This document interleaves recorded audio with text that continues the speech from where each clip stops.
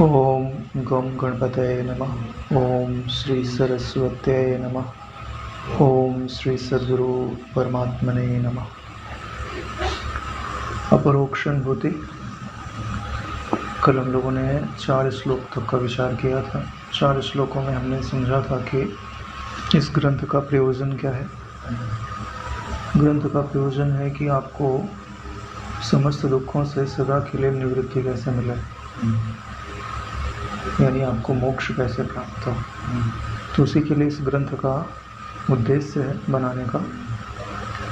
और भगवान शंकराचार्य जी का अवतरण भी इसीलिए हुआ था कि उस समय बौद्ध धर्म का बहुत ज़्यादा प्रचार हुआ था। बौद्ध धर्म जो है वो शून्यवाद, नास्तिकता को बढ़ावा दे रहा था। और क्योंकि हिंदू धर्म या सनातन धर्म जो है एक पूर्ण धर्म है, इसमें हर चीज़ पे पूरा ध्यान दिया जाता है कि कोई भी बात बोली जाती है तो एक अंग को लेकर के नहीं हो जाती, सारे अंग उसमें बताए जाते हैं। अहिंसा परम धर्म है तो आगे बोलते हैं कि धर्म हिंसा तथैवच।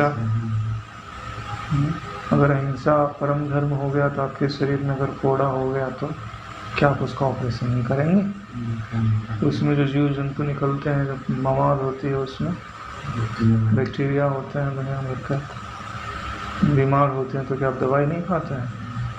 औषधि नहीं लेते हैं? घाव होता है तो मलहम नहीं लगाते? समाज भी ऐसा ही है। यानी जो पशु धर्म है उन्हें दंड से नियंत्रित करना आवश्यक होता है। जैसे हमारी इंद्रियां हैं, इनको ये पशु धर्म है, इनको जो अच्छा लगेगा उधर ही जाएंगे। तो इनको नियंत्रित करती है विवेक संपन्न बुद्धि।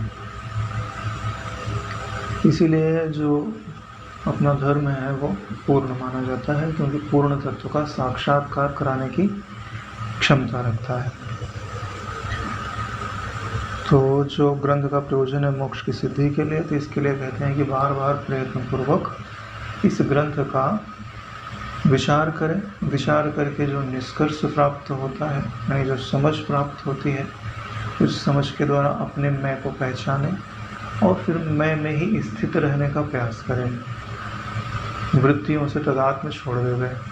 वृत्तियों से तादात्म्य छोड़ देगा तो शरीर से, संसार से तादात्म्य तो अपने आप ही छूट जाएगा। तो बोलते हैं कि यह जो मोक्ष सिद्धि के लिए अद्वैत ज्ञान दिया जाता है, उसके लिए आपके पास पात्रता होनी चाहिए। उसी पात्रता का नाम है साधन चतुष्टय। साधन चतुष्टय में 4 चीज़ें आती हैं। चतुष्टय यानी 4 चीज़ें। विवेक है, वैराग्य है, षट संपत्ति है और मोक्ष की इच्छा है। तो ये जो चारों चीज़ें हैं, यानी कि 6 वो 3 ही है, 9। ठीक है। तो इन 9 का क्या अर्थ होता है और ये इनका स्वरूप समझ लेंगे तो कैसे प्राप्त होती हैं, वो अपने यहाँ प्रकाश में आने लगेगा। तो पहले जब साधन चतुष्टय का प्रारंभ करते हैं तो बताते हैं कि साधन चतुष्टय मिलता किससे है।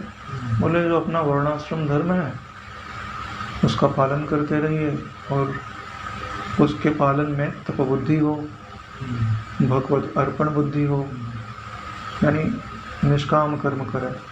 निष्काम कर्म का अर्थ होता है कि जो भी कर्म करे वो शुभ कर्म हो और उनका जो फल होवे वो ईश्वर को अर्पित कर दिया जाए, या जिनके प्रति आप कर्म करते हैं उनमें भगवत बुद्धि रखी जाए। घर में झाड़ू लगा रहे हैं तो ऐसे समझिए कि परमात्मा का ही घर है, परमात्मा के घर में मैं झाड़ू लगा रहा हूँ। धोइए अपने वस्त्र चाहे दूसरे के, समझिए कि हम ईश्वर के ही वस्त्रों को धो रहे हैं। भोजन बनाइए तो सबके अंतःकरण में बैठ के एक भगवान ही कर्ता भोक्ता ईश्वर, हरिर्दाता हरिर्भोक्ता हरिरन्नम प्रजापति, ब्रह्मार्पणम ब्रह्मग्नो ब्रह्मणाहुतम ब्रह्मैवतेन गंतव्यम ब्रह्म कर्म समाधिनः। तो सारे श्लोक उसी चीज़ की इंगित करते हैं कि आप अपनी दृष्टि में ये जो मैं मेरा है तू तेरा है ये छोड़ करके जो आपका इष्ट है, जो आपका प्राप्तव्य है, उसको देखने का, उसी को जीवित रखने का प्रयास करिए। बाकी सबको मर जाने दीजिए अपनी स्मृति में से। ये दुनिया जो है ना वो प्रपंच है, जाल है, ठीक है। इसको ज़्यादा देखने की सुनने की ज़रूरत नहीं है। कोशिश करो कि इससे छूट जाया जाए। जाल कितना बड़ा है मत देखो। 2-4 रस्सियाँ जो तुम्हारे पाँव में फंस गई हैं, उन रस्सियों को काट दो और मुक्त हो जाओ। और जाल को दूर जाके नमस्कार करो कि हे जगत जाल, तुमको प्रणाम है। तुमने हमको उलझाया उसके लिए भी प्रणाम है, और मुक्त होने दिया उसके लिए भी प्रणाम है। अरे बोले भाई, उलझाया उसके लिए प्रणाम क्यों करते हो? अरे भाई, उलझाया तभी तो अपने आत्म स्वरूप का, परमात्मा स्वरूप का महत्व समझ में आया। जब आपका प्रियतम कभी कहीं छुप जावे, दिखाई ना देवे, और फिर उसको खोजो, फिर मिलता है, तो उसका आनंद ही अलग होता है।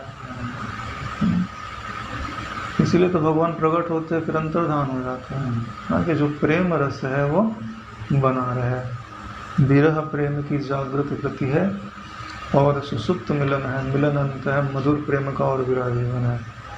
अपने हिंदी में कवि हो गए हैं, उन्होंने ऐसी प्रेम के विषय में बात कही है कि जब तक अलग रहते हैं तब तक प्रेम पनपता है, विकास को प्राप्त होता है, जब मिल जाते हैं तो अद्वैत स्थिति है। हाँ, फिर प्रेम का वर्णन नहीं होता ना है, दोनों तो एक हो गए। जो यह जगत रूपी कथा है उसका अंत हो जाता है। तो भगवान प्रसन्न होते हैं अपने वर्णाश्रम धर्म का पालन करते हुए, तपस्या बुद्धि रखने पर, और उनकी प्रसन्नता से ही साधन चतुष्टय प्राप्त होता है। अब कोई कहे कि मैं अपने पराक्रम से ही साधन चतुष्टय प्राप्त कर लूँगा, ईश्वर के अनुग्रह की ज़रूरत ही नहीं है, तो अगर तुम ऐसा करोगे तो तुम्हें श्रद्धा नहीं होगी। साधन चतुष्टय में जो श्रद्धा होती है ना, श्रद्धा तो अपने से श्रेष्ठ किसी व्यक्ति की बात मानने को ही तो श्रद्धा बोलते हैं। और तुम करोगे कैसे? किसी न किसी की बात मानोगे तभी तो करोगे। घर में बच्चा अगर पढ़ाया लिखाया ना जाए, जंगल में ले जाके छोड़ दिया जाए तो बोलना भी नहीं आएगा। मनुष्य के बच्चे में यही विलक्षणता है, ठीक है। अगर उसको जंगल में छोड़ दिया जाए तो उसका बिल्कुल विकास नहीं हो सकता, लेकिन कुत्ते के पिल्ले को अगर जंगल में भी छोड़ दिया जाए तो भी भौंकना, हर चीज़ करना सीख लेगा, ठीक है, भले वो कुत्ते को नहीं देखे। यानी पशुओं में जो उनकी बुद्धि है वहाँ तक विकास करने में कोई रुकावट नहीं है, लेकिन मनुष्य का जो बच्चा है ना, उसमें रुकावट है। अगर उसको भेड़ियों के साथ रख दिया जाए ना तो सीधा सीधा चलना नहीं सीख पाएगा, वो उनकी तरह ही चलेगा। यानी इसको कोरा बनाया गया है, इसके ऊपर जो लिखना चाहे वो लिखा जा सकता है। और उन्नत कितना होता है? अरे भाई, ब्रह्म का साक्षात्कार कर सकता है, ईश्वर होके पूजा जा सकता है। तो पहली परिभाषा बताई थी वैराग्य की। वैराग्य की परिभाषा में क्या कहते थे कि ब्रह्मा जी से लेकर के जो स्थावर जगत है, यानी जो जड़ जगत है, वहाँ तक जितने भी भोग हैं वो उनमें भी तृष्णा हो जाए, घृणा बुद्धि हो जाए, ठीक है। जैसे मलिन चीज़ें देखने पर में उनको अपने जेब में रखने की आदत नहीं होती, उनको ग्रहण करने के दूर की बात है ना। ऐसे ही घृणा बुद्धि हो जाए। जैसे कोई सम्मान करे तो आपको एहसास होना चाहिए कि ये जो सम्मान है वो सुगंधित नहीं है। ये अभी थोड़ी देर में देखो, गंदी चीज़ का मतलब क्या होता है कि गंदी वातावरण में रहोगे तो थोड़े समय बाद आप बीमार पड़ जाओगे, ठीक है। तो जो चीज़ें हमें रोग लेके आती हैं उनको गंदा कहा जाता है और उनका त्याग करना पड़ता है। तो ये सारी जो चीज़ें हैं ना, विषय क्या करते हैं? आप में रोग उत्पन्न करते हैं। वही रोग जन्म मरण का रोग है, वही रोग है जो स्थूल शरीर को तो रोगी करे ही करे, नहीं करे तो ना सही, लेकिन सूक्ष्म शरीर को अत्यंत रोगी कर देता है। सूक्ष्म शरीर का रोग है तृष्णा, अहंकार। ये हो गई वैराग्य की बात। वैराग्य का जो श्लोक है उसको स्मृति में रखना है। क्या श्लोक था? ब्रह्मादि स्थावरांतेषु वैराग्यम विषयेष्वनु यथैव काकविष्ठायां वैराग्यम तत्विद्धि निर्मलम। यथैव काकविष्ठायां वैराग्यम तत्विद्धि निर्मलम। इसको निर्मल वैराग्य बोलते हैं।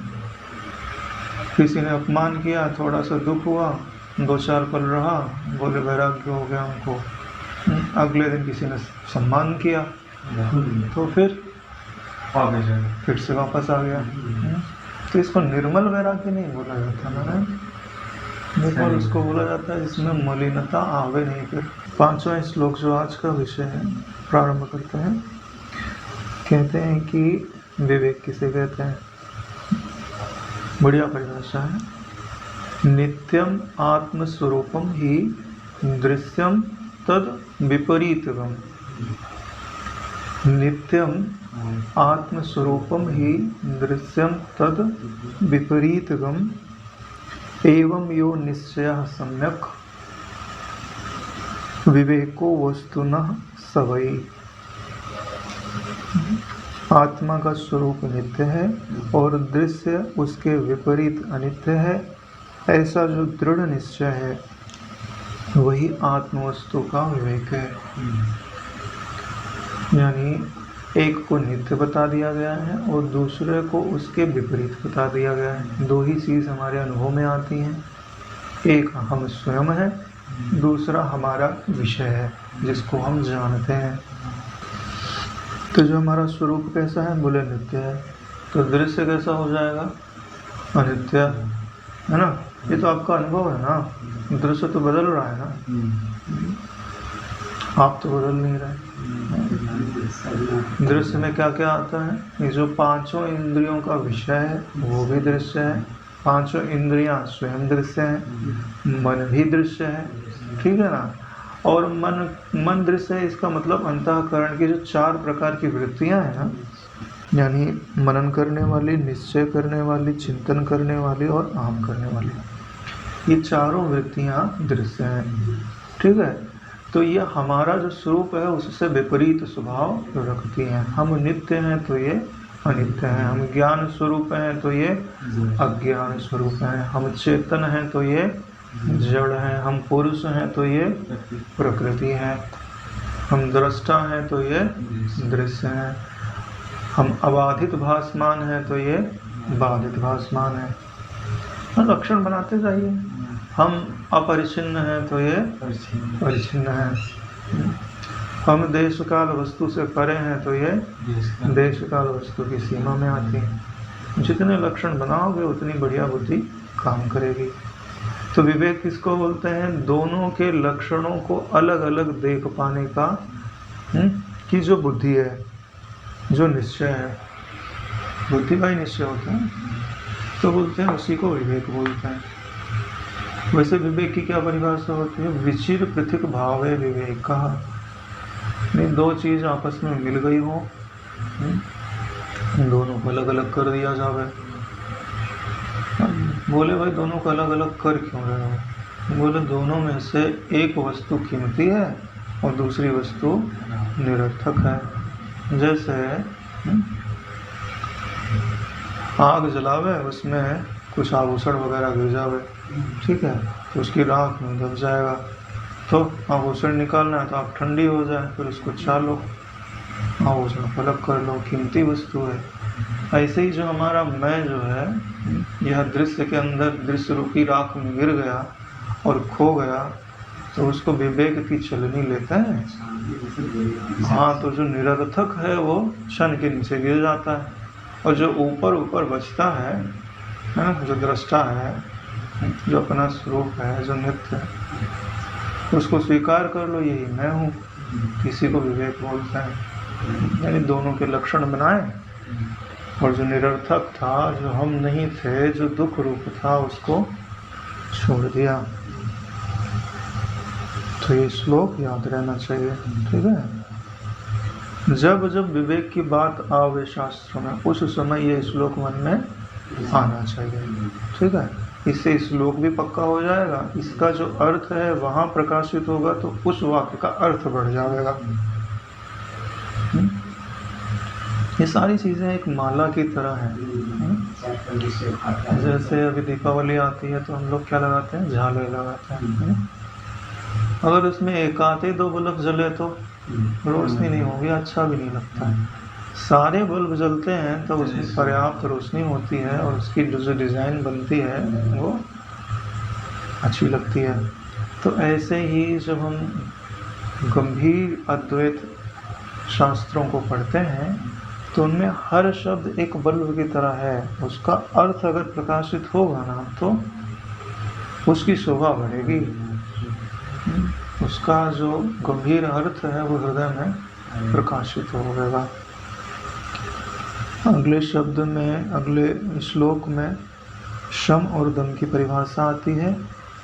सदैव वासना त्यागः शमो अयम इति शब्दितः, यानी वासनाओं का सर्वदा त्याग करना शम कहलाता है। सम में जो सा है वो शांति है और मा है वो मनन है, यानी मन का मनन, यानी मन जो इच्छाएं करता है वो इच्छाएं करना छोड़ देवे, इसी को बोलते हैं शम। वासना त्याग, यानी आपको यदि शांति प्रिय है तो अपनी इच्छाओं को बढ़ाइए मत, या दूसरे अर्थों में कहें तो इच्छाओं की दिशा मोड़ दीजिए। आपको सुख ही तो चाहिए, इस सुख के लिए ऐसे क्षेत्र में कहाँ जा रहे हो जहाँ दुखों की लाइन लगी हुई है। चलिए, स्वादिष्ट खाना खाया, सुख देखा स्वाद वाले में, तो आज नहीं तो कल रोग देवता आएंगे आवेंगे, और तुम खाओगे भी कितना खाओगे, 1 किलो 1.5 किलो, पेट भर जाएगा और वजन बढ़ जाएगा आगे जा कर के, फिर अजीर्ण हो जाएगा। ज़्यादा तो आदमी एक सीमा से ज़्यादा भोग भी तो कर नहीं सकता।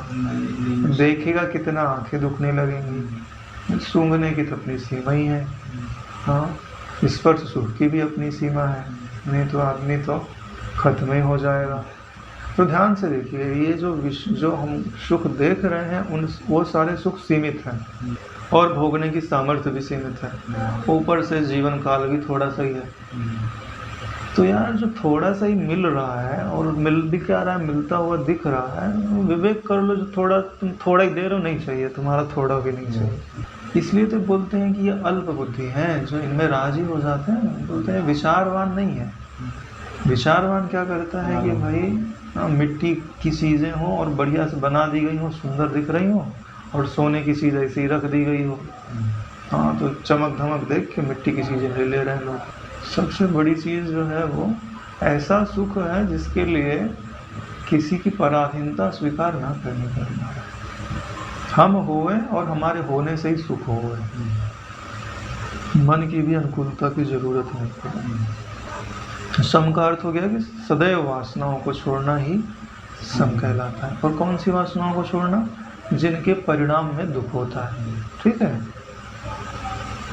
अनर्गल इच्छाएं, बिना मतलब की इच्छाएं हैं, कुछ देने वाली नहीं है लेकिन थोड़े से सुख के लिए फंसा देते हैं।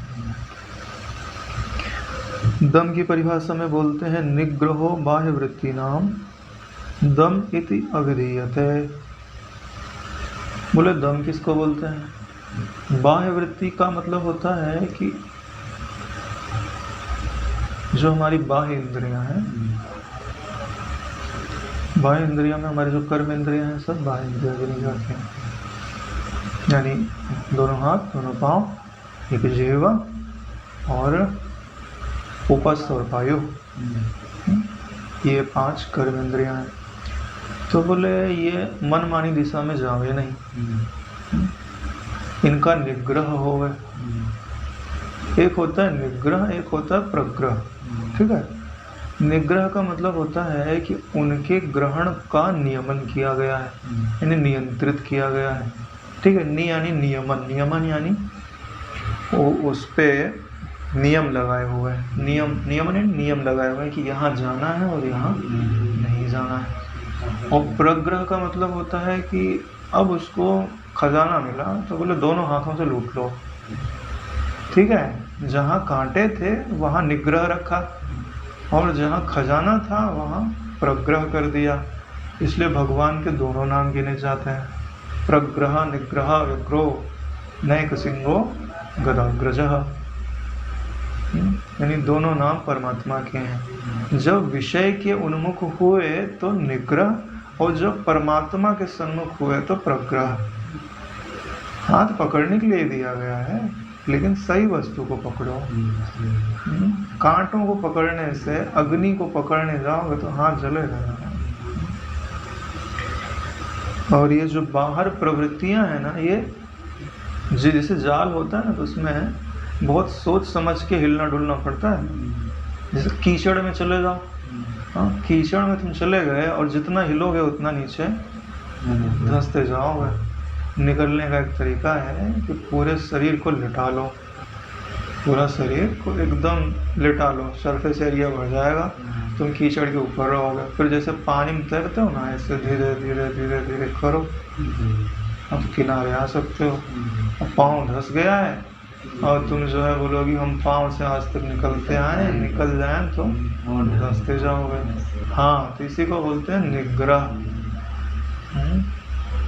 अब उसमें कूदना फानना नहीं है, जितना कूदोगे फानोगे उतना हो जाओगे। तो ये बाह्य वृत्तियों का निग्रह जैसे होता है ना, तो इस जगत रूपी कीचड़ से, इस जगत रूपी जाल से निकलना आसान हो जाता है। इसी को दम बोलते हैं, ठीक है ना। बोलते हैं, कोई बोलता है ना तुम में कितना दम है। दम का एक अर्थ बल भी होता है, ठीक है। कौन कितना बलवान है ये शरीर के बल से इंगित नहीं होता है, ठीक है। ये मन के बल से इंगित होता है। और मन का बल कैसे बढ़ता है, बोले इंद्रियों की जो प्रवृत्ति है, इसको जैसे जैसे आप रोकते जाओगे ना, वैसे आपके मन का बल बढ़ते जाए। और इंद्रियों के साथ जितना उसको जुड़ने दोगे मन को, उतना मन का बल कम होते जाए। जैसे मन बोले कि कोई बहुत सुंदर जा रहा है सामने से, हाँ चल हे आँख तो उठ और देख ले। तुमने मन को बोला कि नहीं भाई, हे नेत्र तू शांत ही रहे, ठीक है। क्यों? क्योंकि हमने दम का व्रत लिया हुआ है। तो तुमने नहीं देखा, तो अब तुम्हारे पास बल हो जाएगा। तुमको खुद फील होगा कि मेरा मन का बल बढ़ गया है, अध्यात्म में रुचि बढ़ गई है, सत्शास्त्रों के अभ्यास में बल का अनुभव होने लगेगा। सच में अनुभव होता है, इसी को दम बोलते हैं। अगली बात है उपरति, किसे कहते हैं? विषयेभ्य परावृत्ति परम उपरति ही सा। जो विषय होते हैं उनमें जो परावृत्ति है, यानी विषयों से परांगमुख होना है, यही परम उपरति है। रति का क्या अर्थ होता है? आसक्ति, प्रेम, है ना। उप का क्या अर्थ होता है? कि उपराम हो जावे, यानी जो अभी तक हम वृत्तियों को लाड़ लड़ा रहे थे उनसे उपराम हो जावे, कि अब वृत्तियों में सुख नहीं है। और वृत्तियों में जो लाड़ लड़ रहा था वो विषयों के चिंतन का ही था, ठीक है ना। इसलिए क्या लिखा गया है? विषयेभ्य परावृत्ति ही। विषयों से परावृत्ति का क्या? देखो, परावृत्ति का अगर संधि विक्षेप करते हैं तो शब्द बनता है पर आवृत्ति। पर माने होता है अलग, आवृत्ति माने होता है दोहराना।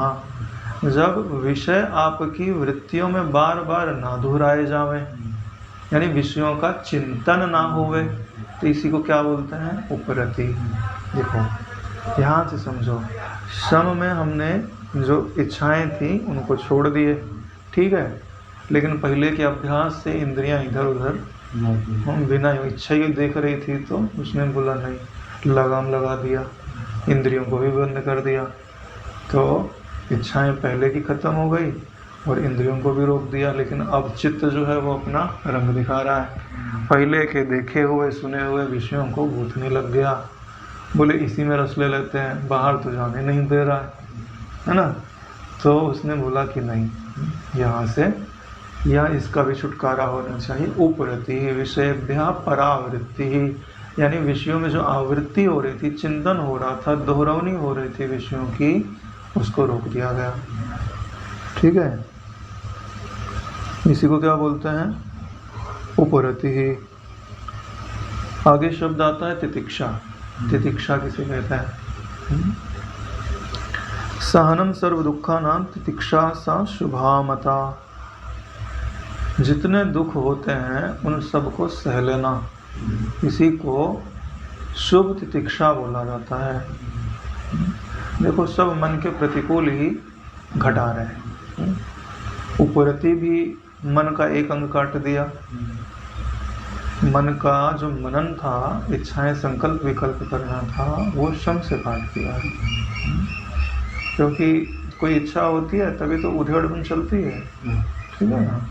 और मन की जो बहिर्मुखता थी वो तुम से काट दिया, मन का जो चिंतन था वो उपरति से काट दिया है। अब मन की जो फरियाद करने की आदत है, ठीक है, वो जो है तितिक्षा से काटी जा रही है। बुभुक्षा को तितिक्षा से काटा जाता है। बुभुक्षा किसको बोलते हैं? बोले कि मन के अनुकूल जो जो चीज़ें घटे हैं उसको, उसमें मन का लग जाना, उसको बोलते हैं बुभुक्षा, भोग की इच्छा। एक होती बुभुक्षा, एक होती मुमुक्षा, एक होती तितिक्षा, ठीक है। सब में क्षा लगा हुआ है। क्षा का अर्थ होता है इनकी इच्छा होना। मुक्त होने की इच्छा है तो मुमुक्षा, भोग भोगने की इच्छा है तो बुभुक्षा। और तितिक्षा का मतलब होता है तित इच्छा, ठीक है। तित बोलते हैं कड़वे को, हाँ, कि हे मन, जैसे कोई बीमार हो जाता है ना तो बोलते हैं कि जैसे डायबिटीज हो गया तो करेले खा, है ना। ऐसे ही मन को विषयों में भटकते भटकते डायबिटीज हो गई है, बहुत विषयों को होगा, हाँ तो शुगर बढ़ गया इसका। बोले अब निवृत्त करना है तो बोले अब कड़वा कड़वा खिलाओ इसको, ठीक है। जब कड़वा कड़वा खिलाओगे तो ये इसके अंदर जो दोष इकट्ठा हुए हैं वो निकल जाएंगे। तो तितिक्षा का मतलब होता है कि अब हे मन, तुझे कड़वा कड़वा खाने को तैयार रहना पड़ेगा। तो जो दुख होते हैं ना, सब दुख का अर्थ होता है कि चाहे शरीर को मिले, चाहे मन को मिले, चाहे अहम को मिले, सो सारे दुख हैं। मन कर्म वाणी से जितने भी दुख का अनुभव होता है, कोई देता है मन कर्म वाणी से, बोलने से भी दुख हो जाता है तो उसको सहन लेवे। अरे बोले कोई जो सहन ना करे उसको भी तो मिलता ही है ना। अरे भाई गर्मी तो सबको ही लग रही है, लेकिन एक की तपस्या हो जाती है और एक की परेशानी हो जाती है। तो बोलते हैं जो स्वाभाविक तितिक्षा के प्रसंग आते हैं उनमें तप बुद्धि रखना कि हमारी तपस्या हो रही है तो उसको तितिक्षा में गिना जाएगा, और रोएगा चिल्लाएगा तो तितिक्षा में नहीं गिना जाएगा। भोगना तो दोनों को पड़ रहा है, हाँ, चाहे सुख से चाहे तुम रो रो के काट लो, चाहे तुम हंस हंस के काट लो। एक में तो आपको दिहाड़ी मिल रही है और दूसरे में दिहाड़ी नहीं मिल रही है, तो ऐसा काम क्यों कर रहे हो? जैसे आप चौकीदारी की नौकरी करते हो, ठीक है, और अंदर बैठे थे और बाहर से कोई लॉक लगा के चला गया। अब तो चौकीदारी तो वैसे भी करनी पड़ेगी, बाहर जाने का रास्ता ही बंद है। हाँ, तो तुम अपना नाम लिखा दो, हाँ हम चौकीदारी करते थे, आज भी करेंगे, देखो मत गेट की तरफ, तो तुम्हारी दिहाड़ी भी लग जाएगी और वही रहना तो पड़ ही रहा है वहाँ पे। लेकिन तुमने बोल दिया कि नहीं भाई हमको तो जाना है, तो कैंसिल, देखा नहीं गेट बंद है। हाँ, तो अब रात भर वहीं गुजारना पड़ेगा और पैसा भी नहीं मिलेगा। किसी को बोलते हैं जो फरियाद करता है यहाँ पे आ करके मुझे यहाँ से ये मुझे पसंद नहीं है, तो उसकी हाजिरी काट दी जाती है, ठीक है।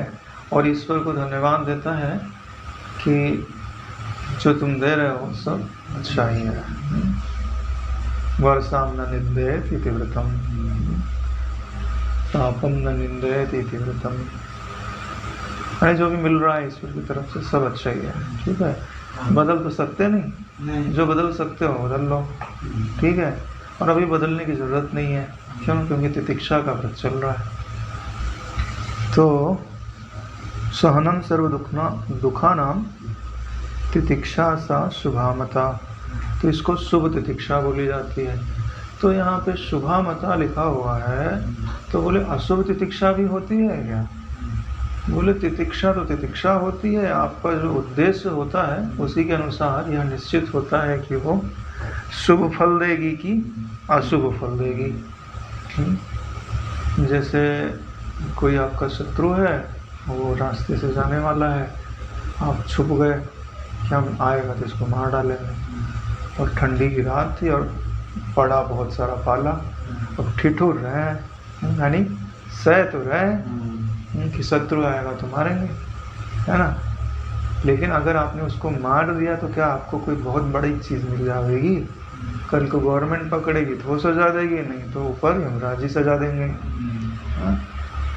तो तितिक्षा का जो उद्देश्य है वो भी पवित्र होना चाहिए, क्योंकि पीड़ा सहने से आपका जो मनोरथ है वो तो पूर्ण होता है, लेकिन मनोरथ ऐसा ना रखो कि दूसरे को भी दुख मिले और अपने को भी दुख मिले, है ना। आगे आता है श्रद्धा। श्रद्धा के लिए बोलते हैं निगम आचार्य वाक्येषु भक्ति श्रद्धेति विश्रुता, यानी जो निगमों के आचार्य हैं, निगम बोलते हैं वेदांत को, वेद को। और दो चीज़ें गिनी जाती हैं, एक होता है निगम, एक होता है आगम। आगम बोलते हैं तंत्र शास्त्र को। तंत्र शास्त्र कौन सा शास्त्र होता है? तंत्र शास्त्र बोलते हैं जो लौकिक जगत में जो आपको प्राप्त करना है, धन प्राप्त करना है, पद प्राप्त करना है, आरोग्य प्राप्त करना है, किसी देवी देवता की सिद्धि प्राप्त करनी है, उसके लिए जो भी विधान होता है उनको जो है आगम शास्त्रों में लिखा हुआ है। गम माने होता है ज्ञान, ठीक है, और नी का अर्थ होता है संपूर्ण ज्ञान। तो संपूर्ण ज्ञान तो स्वरूप की ओर ही मिल सकता है। एक को जानने से सबका ज्ञान हो गया, ठीक है। और जो आने जाने वाला ज्ञान है उसी को बोलते हैं आगम। आया, देखो आगम माने आना भी होता है।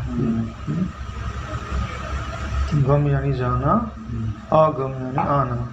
जो आए और जाए उसका जो ज्ञान है वो आगम में है, और जो कभी आए जाए नहीं उसका जो ज्ञान है वो निगम में है। तो जो निगम के आचार्य हैं, यानी जिन्होंने वेद शास्त्रों का जो निचोड़ है, महावाक्य है, उनके अर्थ का साक्षात्कार किया हुआ है। निगम आचार्य वाक्येषु भक्ति श्रद्धेति विश्रुता, तो उनके वाक्य में भक्ति हो जाना, इसी को क्या बोलते हैं? श्रद्धा, ठीक है। अरे बोले वाक्य में भक्ति होने का क्या अर्थ होता है? हम तो आज तक सुने थे भगवान कृष्ण की भक्ति कर लो, शिव जी की भक्ति कर लो, गुरु जी की भक्ति कर लो। यहाँ तो बोल रहे हैं कि वेदांत के वाक्य जो गुरु जी के मुख से प्राप्त हो रहे हैं उनमें भक्ति कर लो। भक्ति की क्या परिभाषा होती है? बोले भागो ही भक्ति, ठीक है। भागो का मतलब होता है भागना नहीं, भागना तो अलग अर्थ में लिया जाता है। जैसे सेब लिया तो बोले इसके दो भाग कर दो, दो काट दिया तो एक उसको दे दिया, एक खुद ले लिया। भाग करना, बोले किसका भाग करना?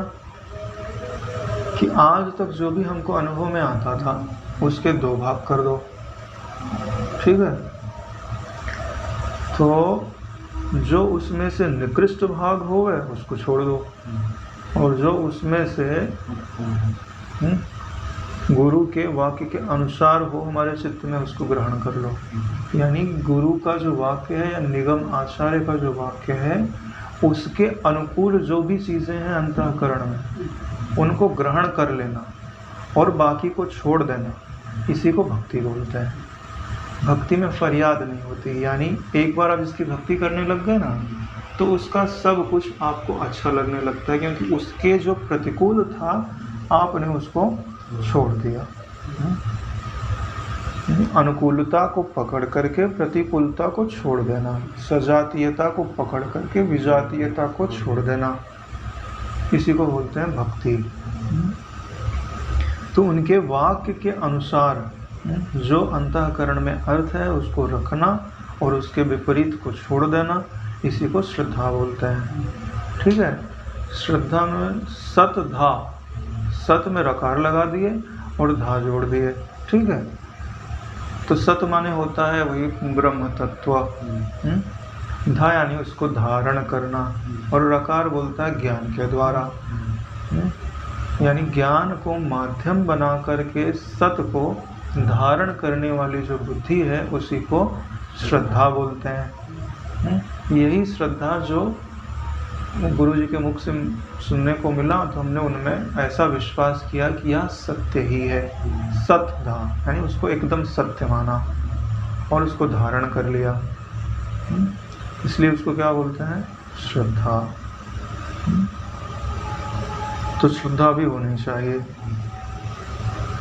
आगे बोलते हैं समाधान का क्या अर्थ होता है। चित्त एकाग्रम तु सतलक्ष्ये समाधानम इति स्मृतम। अपने चित्त को अपने लक्ष्य से, अपने वास्तविक लक्ष्य में चित्त की एकाग्रता ही समाधान कहलाती है। चित्त एकाग्रम तु सतलक्ष्ये समाधानम इति स्मृतम। बोले लक्ष्य कैसा है, बोले सत लक्ष्य है, ऐसा लक्ष्य नहीं है जो बदल जावे, अविनाशी लक्ष्य है आपका। और अविनाशी किसे कहते हैं, हाँ जिसका तो विनाशम अभ्यस न कश्चित कर तुम्हारा, जिसका विनाश करने में कोई संभव नहीं था। अविनाशी तत् विद्धि एन सर्वम विदम ततम, एक परिभाषा ये भी आती है गीता में। यानी अविनाशी किसको बोलते हैं, जो सत है, और सत ही क्या कहा जाता है, अधिष्ठान, जिसमें सब लोग दिखाई देते हैं, उसी को अधिष्ठान बोला जाता है। तो जो सत वस्तु है, सत लक्ष्य है, उसमें चित्त को एकाग्र कर देना। देखो अभी तक ऊपर में सब छोड़ना था, अब पकड़ने की बात आती है।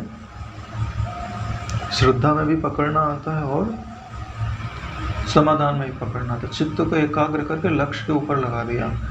ठीक वैसे ही जैसे अर्जुन ने चिड़िया की आंख में बोले क्या दिखाई देता, सबको पूछे तुमको, सब किसी को पेड़ दिखाई दे रहा है, डाली दिखाई दे रही, चिड़िया तो सबको ही दिख रही थी, हाँ, लेकिन किसी को समाधान नहीं था, समाधान नहीं था। सम हो गया अपने वश में किया हुआ चित्त, इसको सम से समझो। आधान हो गया लक्ष्य, अपने चित्त को जो भली भांति शम दम तितिक्षा उपरति से अपने वश में किया हुआ है और ज्ञान श्रद्धा के द्वारा ज्ञान पाया हुआ है, उसको उसके लक्ष्य में रख देना, इसी को क्या बोलते हैं, समाधान। समाधान में चित्त की एकाग्रता और ऊपर जो चीज़ें हैं उनकी भी आवश्यकता, उनके बगैर समाधान नहीं घटेगा। अगर दम नहीं है, शम नहीं है, तो समाधान घटेगा नहीं। तुमने क्या समझा कि हमने समझ लिया और समाधान हो गया, नहीं, एकाग्र होना पड़ता है अर्जुन की तरह ना। चिड़िया तो सभी को दिख रही थी ना। तो अगला जो बोलते हैं कि मुमुक्षा किसे कहते हैं। संसार बंध निर्मुक्ति कथम में स्यात् कदा विभो इति या सुदृढ़ा बुद्धि वक्तव्या सा मुमुक्षुता। प्रभो मेरी संसार बंधन से कब और किस प्रकार मुक्ति होगी, ऐसी जो सुदृढ़ बुद्धि है उसी को मुमुक्षुता कहना चाहिए। संसार बंध निर्मुक्ति कथम में स्यात् कदा विभो।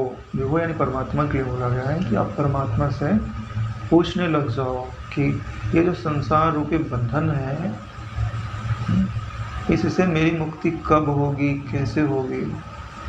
यानी अब मुक्ति की मांग होगी, अब जेल लगनी लगी कि ये जेल है। लोग यहाँ रहते हैं ना, उनको लगता नहीं है कि ये जेल है।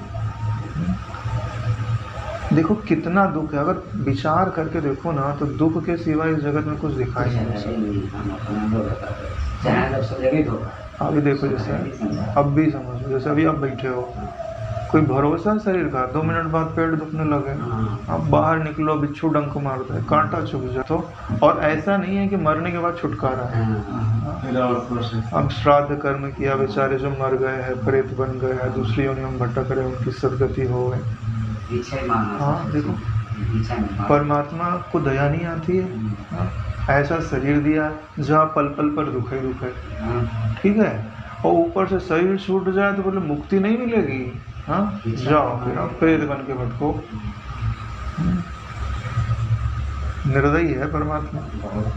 एक दृष्टि से देखते हैं तो परमात्मा में दया नहीं है, और अगर आप उसकी बात मानो तो उसके बराबर कोई ख्याल रहने वाला। सर्वधर्मान परित्यज्य मामेकम शरणं व्रज अहम त्वं सर्व पापेभ्यो। हाँ, उसको प्रेत नहीं बनने की जरूरत नहीं है। उसकी दुर्गति ना दुर्गतिम तात गच्छति, उसकी दुर्गति नहीं हो सकती। तो इसी को जो ऐसी दृढ़ बुद्धि है, ऐसी हिलने डुलने वाली बुद्धि नहीं, 1 मिनट में परमात्मा से प्रार्थना किया कि मेरे को मोक्षा चाहिए, और फिर थोड़ी देर में जेल जो है वो अच्छा लगने लग गया। हाँ, अच्छा भी लगेगा और हम छूटने भी की भी इच्छा करेंगे तो काम नहीं होने वाला। ओम सहना भवतु सहनौ भुनक्तु सह वीर्यं करवावहै तेजस्विनावधीतमस्तु मा विद्विषावहै। ओम शांति शांति।